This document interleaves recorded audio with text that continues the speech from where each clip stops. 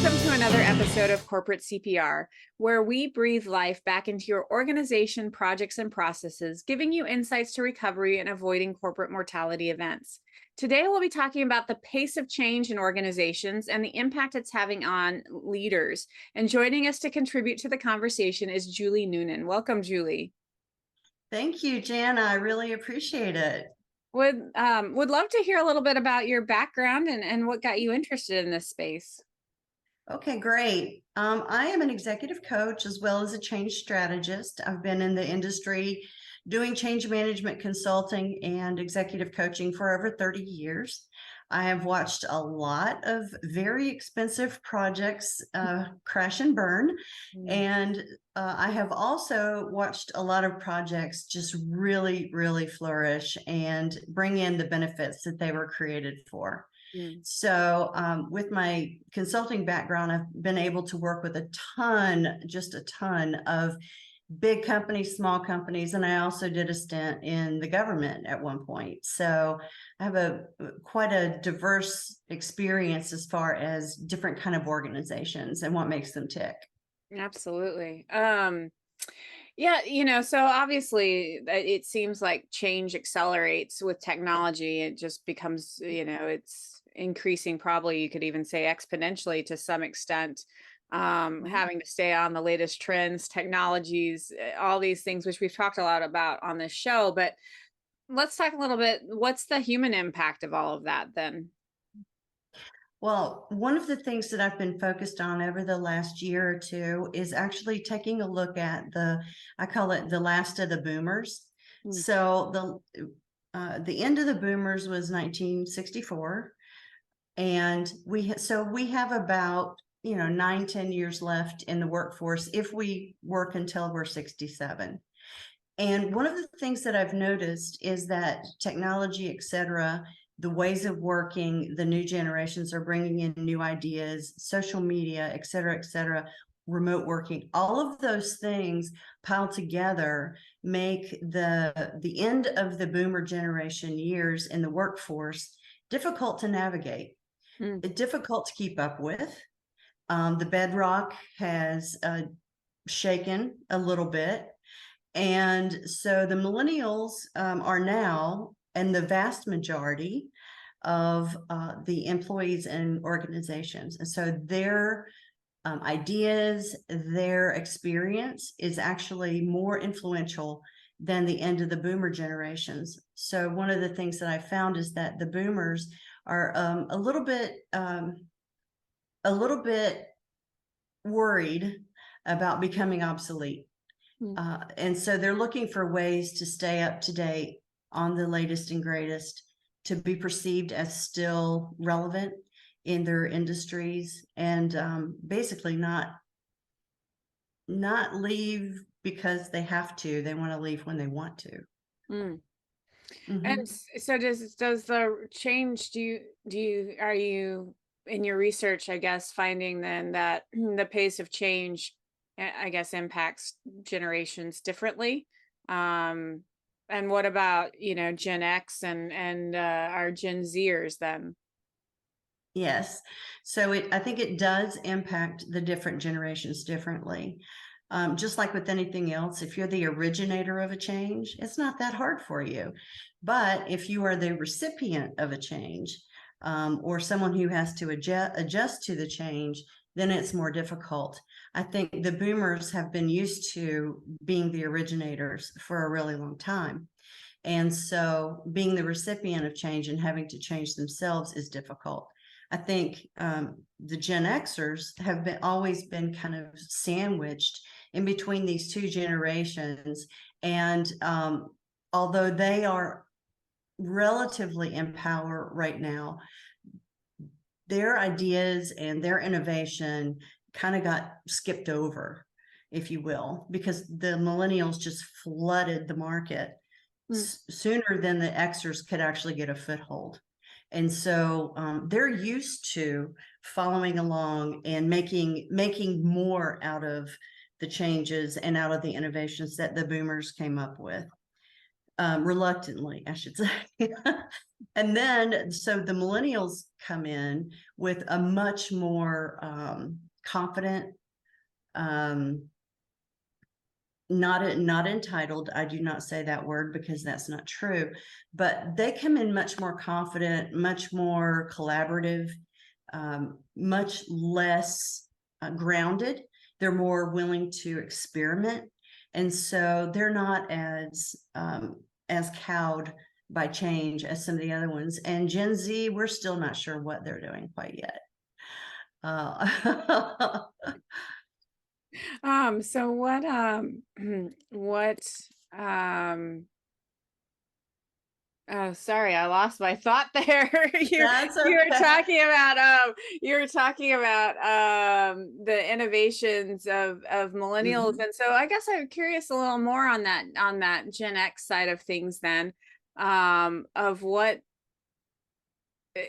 so do you know anything more than about like digging into that about what the missed opportunity might have been, or I'm just, that's kind of curious. I didn't ever think about, you know and is it, I guess before we start there, it's a little bit, I guess, probably because um boomers didn't move out as maybe as quickly, and stayed in the workforce longer.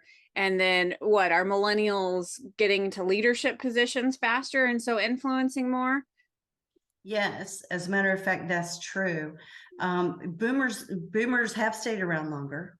And many of the boomers that I talk about will refuse to talk about the traditional retirement, Mm, either because they can't afford it or because they don't feel like that they're ready to be done. They have been hard charging, and in charge for a really long time. And to come down off of that and go into, oh, I just want to piddle around the house, happen, especially in the later boomer generation. So the last 10 to 15 years of the boomers.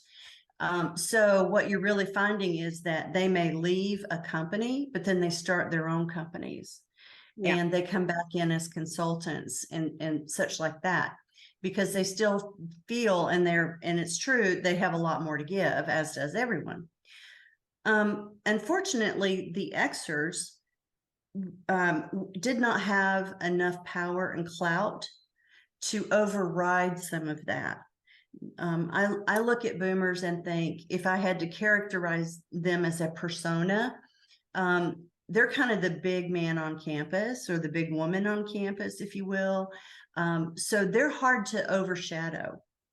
And so the X generation, how they made their marks is that they actually took what the boomers had created and made it better. They were a much more of a make it better, incrementally better. And when they stepped out of line, for instance, Agile, the Agile IT methodology, it took them a whole lot longer to get some of their innovative ideas accepted.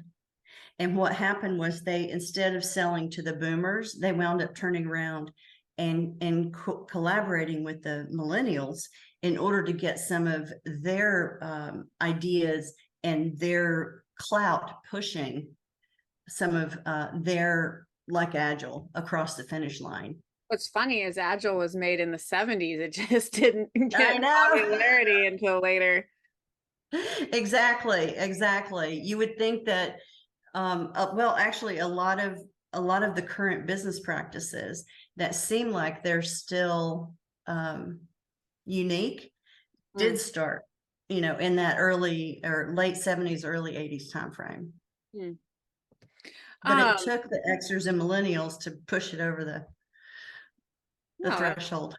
that's interesting. And how about as a collective? Like, so, you're talking about people staying relevant and some of these ideas, but you know, um, as I'm sure as doing change transformation, so those changes are often driven by necessity, right? Like we need to Right. have this type of, like, we need to have a place to hold all our customer information and compute, communicate with our customers. So we're going to implement this CRM, right? And that needs to attach to our financial system and all of that. And those are big changes because it changes the way people operate. So how does that, one, I guess, talk a little bit about like the pace of those changes and what it has an impact, but then two, how do all those generations collaborate, I suppose, to make that change Mhm. possible, or not collaborate, that then you get low adoption.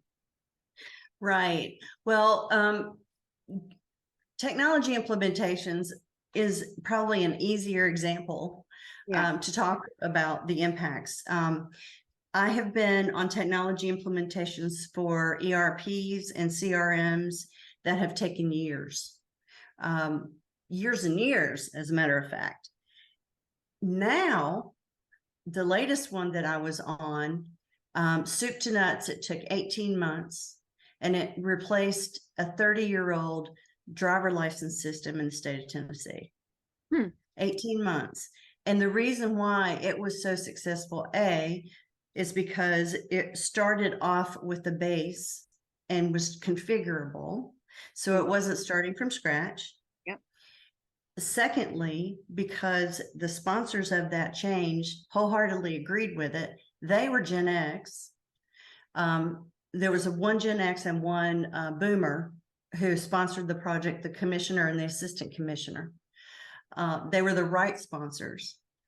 They allowed and they funded full-time employees from the department to work on the project, which, gosh, it was like nirvana for me as a change person.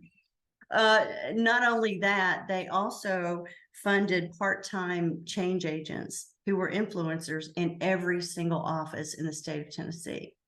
Some of them, and those change agents were from every generation, which was really fun to work with, because what we did was we literally got them around the table and we got all of their perspectives. And the millennial population could speak for their cohort, and it would resonate across the state. So we almost had a matrix type organization. If you think about the generations as the verticals and then the offices as the horizontals, we had a matrix there. So it wasn't just about location or job title. It was also about what is your view of technology. And some of these folks have been working on that, the original system, for 30 years. Wow. Their whole entire lives changed over a weekend. But the key was we did get collaboration from all of the different generations, and we did have full-time participation and attention paid by not only the sponsors, but by the employees who were directly impacted. Within 2 months, the project had met and exceeded its metrics. So people waiting, the biggest one was people waiting in the driver license offices for renewals or new licenses went from an average of 2 hours down to 20 minutes within 2 months. So it was just an example of how, when you have the right people looking at it and paying attention to it and talking with each other, how much of a difference it makes as far as the quality that comes out on the end, as well as the speed at which we can deliver new technology. It was not just new technology, new processes, new job descriptions, some new structure. It was amazing. It was amazing. So something you said there, dig a little deeper in.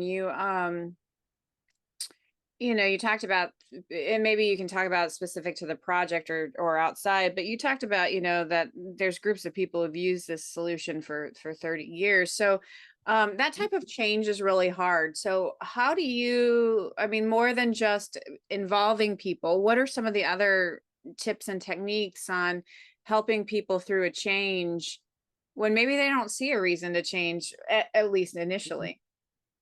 Yes, exactly. Well, lucky for us, we had change agents again who were influencers in their local offices.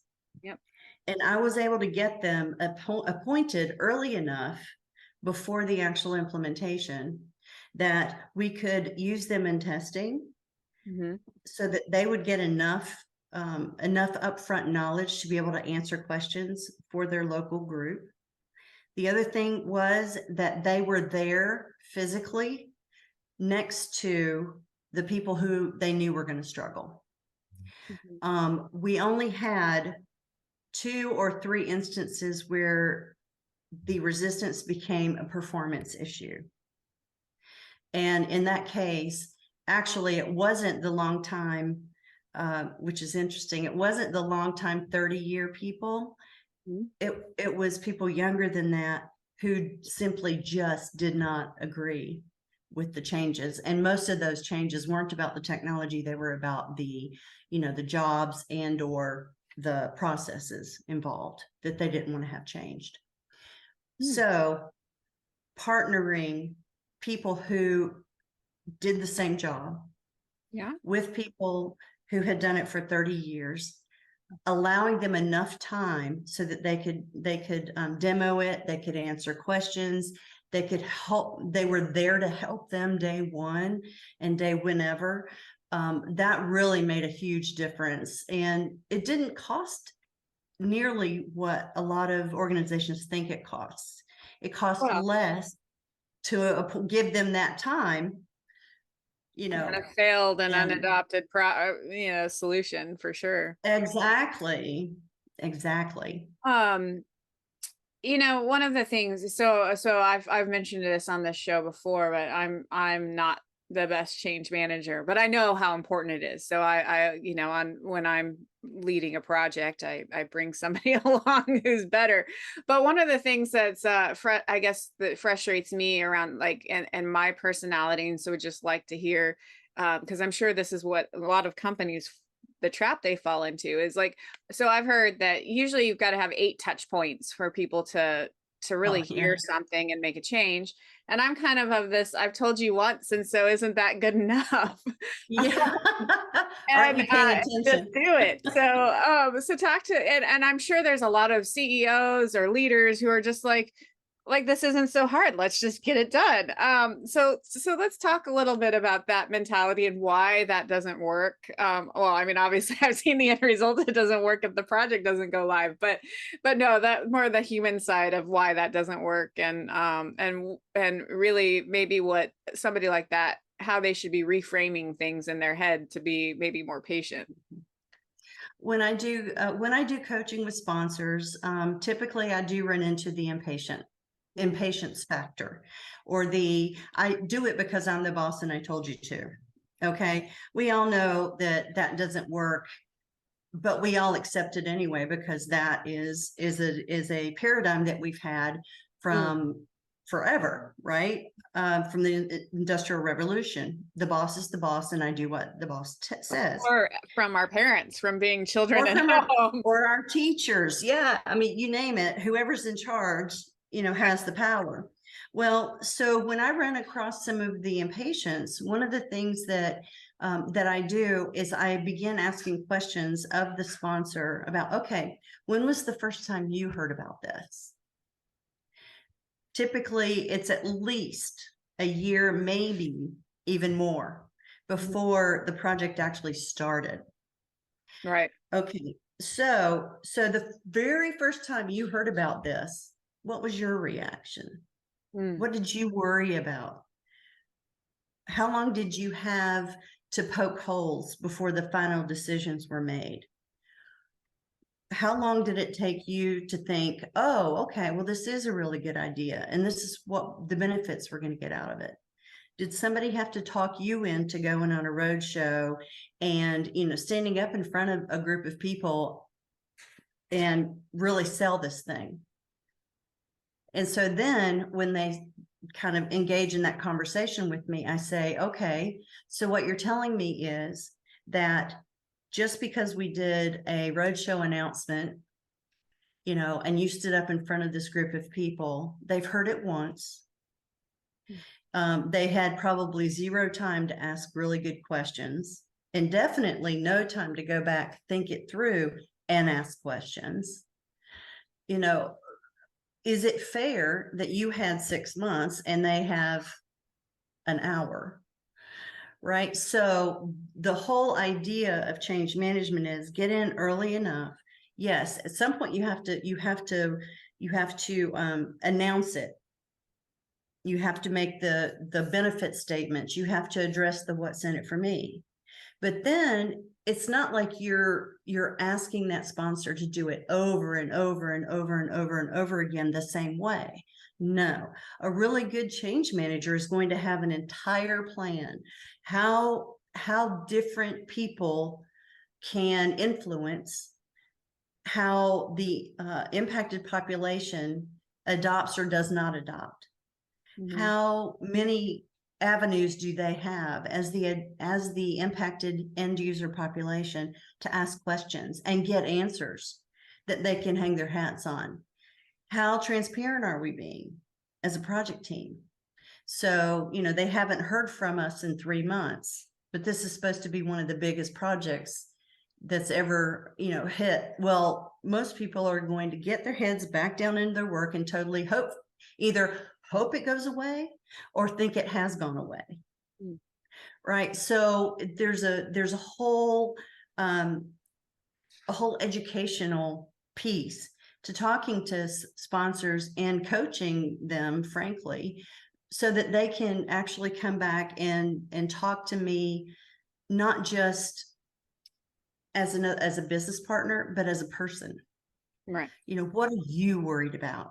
If this doesn't go well, what is your stake in the game? Mm-hmm. What is your fear?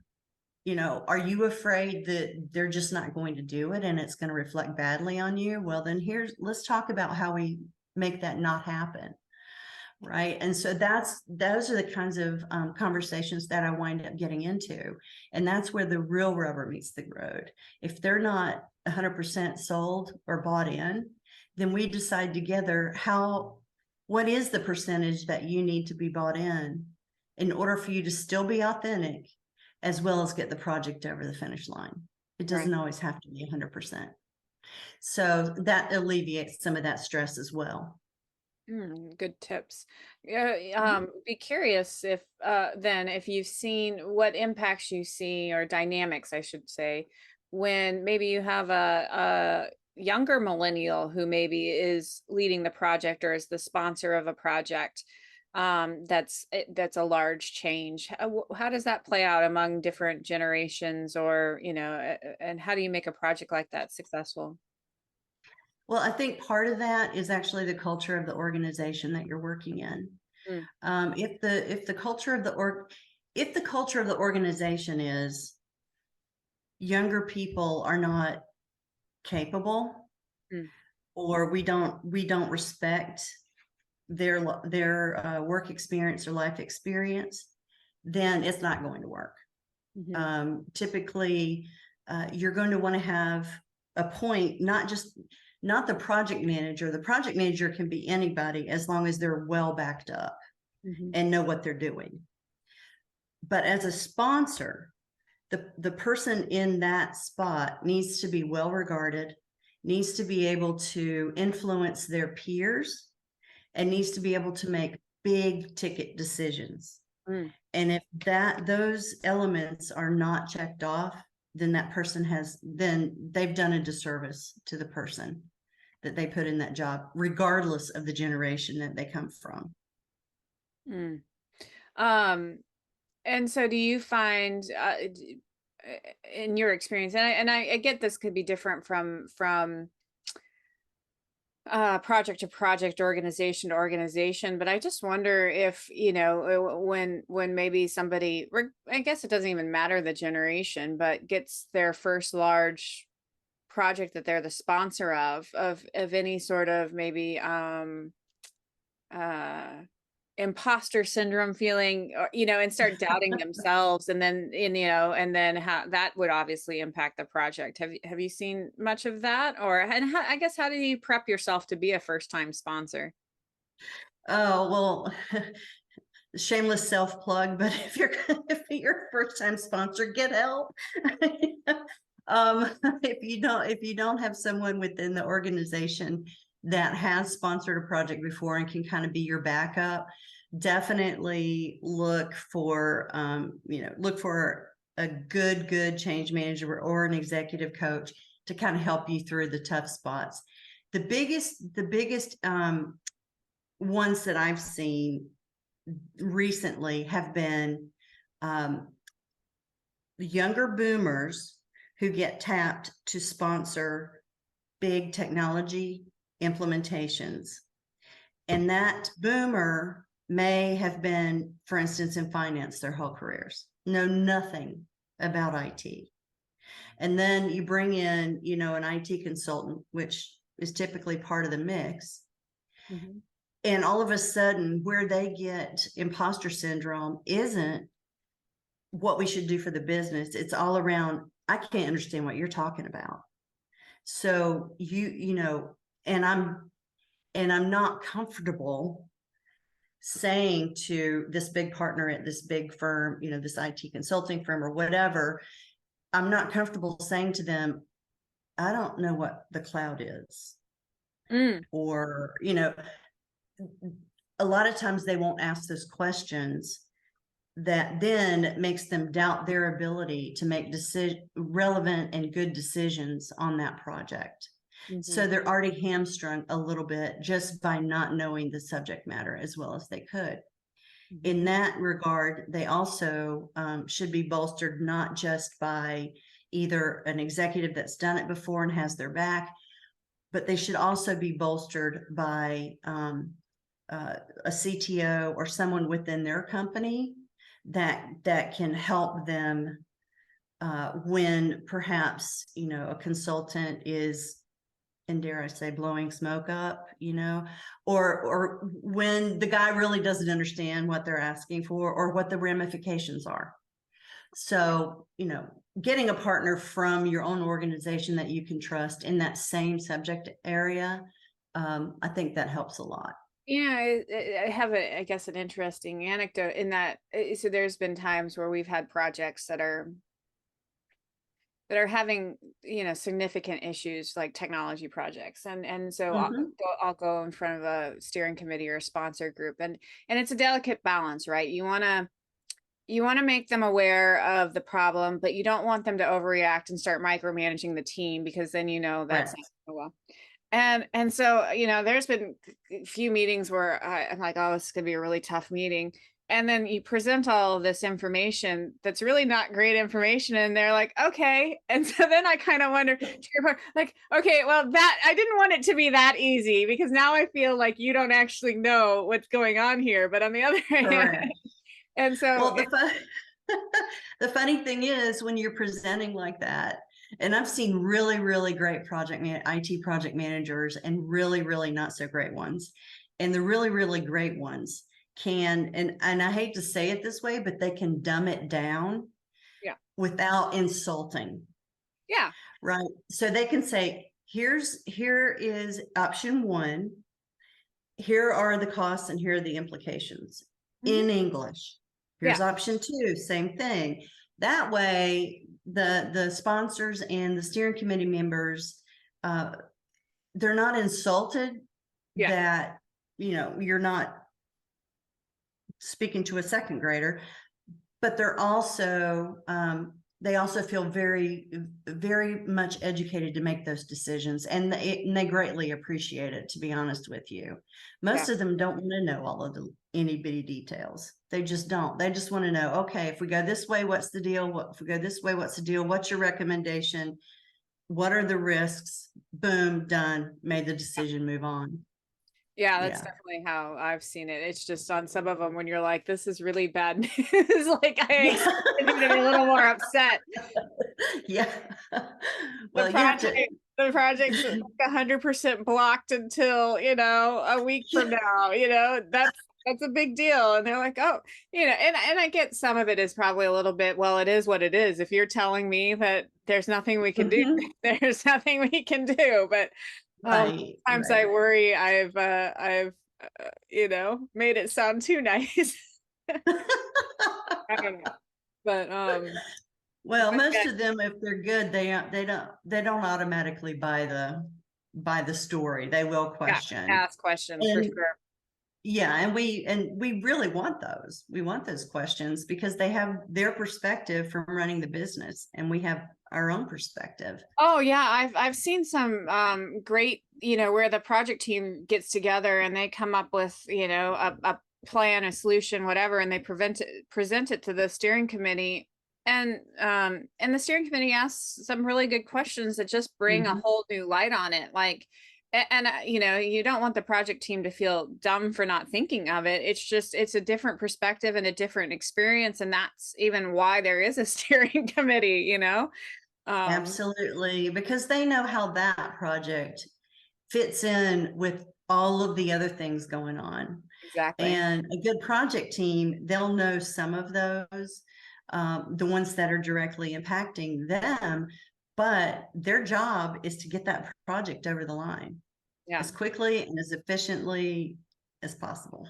Yeah. I call it relentless focus on project success. Like that's what you have to have. Absolutely. And then, yeah, and you're right. And that's why the steering committee is there, is to look at, and the sponsor is to look at the broader organization so that the project team can stay focused on what will make the project successful. And then that's also why you've got to have good change managers and change agents so that they can make sure they understand the rippling effect of these projects on Yes. the organization. Right. And that's why a lot of times my very best friends on projects are the business analysts, Mm, because they've had the opportunity to meet with and gather information from those clients yep. before the project even started. And a lot of times that is my first stop, because Yeah. I want to understand what are the concerns of that group, whichever group it is, so that if those concerns come to fruition later on, I can go back and go, hey, this came up way over here. Mhm. This is serious, you guys. We got to look at this. Mm, And so, it takes all of the perspectives to make a great project. It really does. And it takes the respect of every single discipline in that project team to make things happen. It really does. yeah, absolutely. Well, Julie, this has been a really fruitful conversation. Would love to hear what three things you want to leave top of mind for the Mhm. audience. One of them, I think, is the concept of reverse mentoring. Hmm. So it was espoused started by Jack Welch back in the 1990s, but it kind of fizzled out over the last several years, and now it has come back Mhm. because of the boomers leaving the organization and wanting to remain relevant while they're still around, and the millennials and the Gen Zs dying for development opportunities. Hmm. You put those two together, and I'm not leaving out Xers, because they would be part of either the Xer or the boomer or the millennial pieces.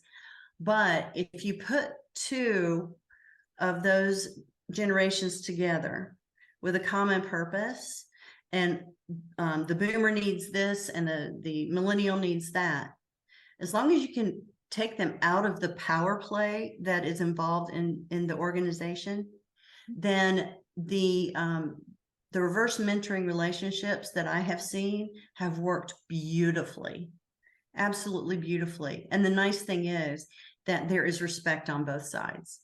Maybe Mm, not at the very beginning, depending, but definitely if it's facilitated well, and if the guidelines are adhered to, definitely I would highly recommend that organizations take a look at that, particularly since boomers are walking out the door and millennials aren't staying long enough, for a lot of organizations to get their genius.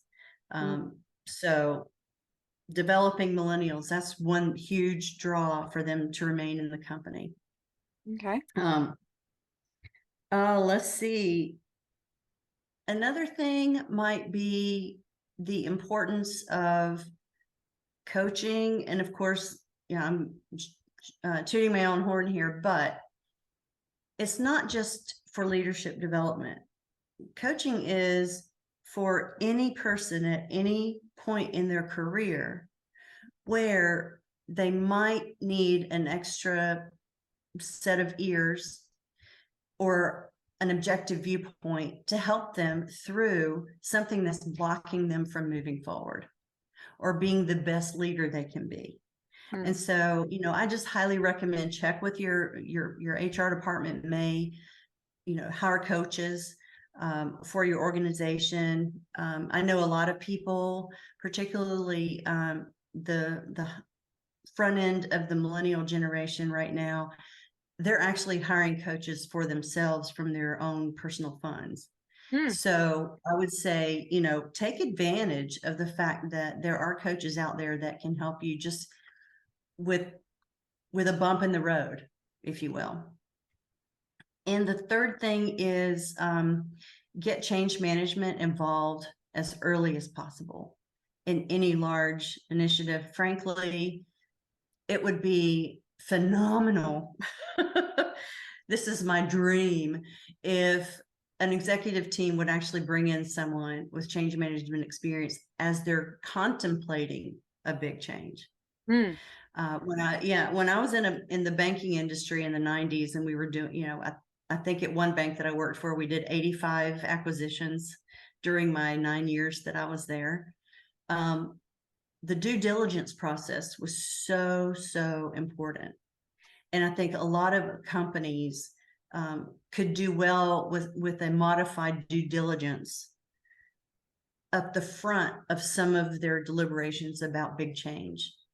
And that would include, what is this going to do to the people in our organization? And how can we, what are the risks? What are the potential costs? And is that acceptable when it's blended all together with the rest of the considerations? It's great. And so, and how can people get in touch with you or learn more about what you do? Well, I'm definitely on LinkedIn, Julie Noonan. You'll find me, Noonan. And then also my website is www.jnoonanconsulting.com. All right. Well, thank you. Thank you so much for your time, Julie. I really appreciate it. Thank you, Jenna. It's been a great pleasure. I appreciate it too. And to our audience, until next time, keep your organizations healthy. Hey! It's your tomorrow.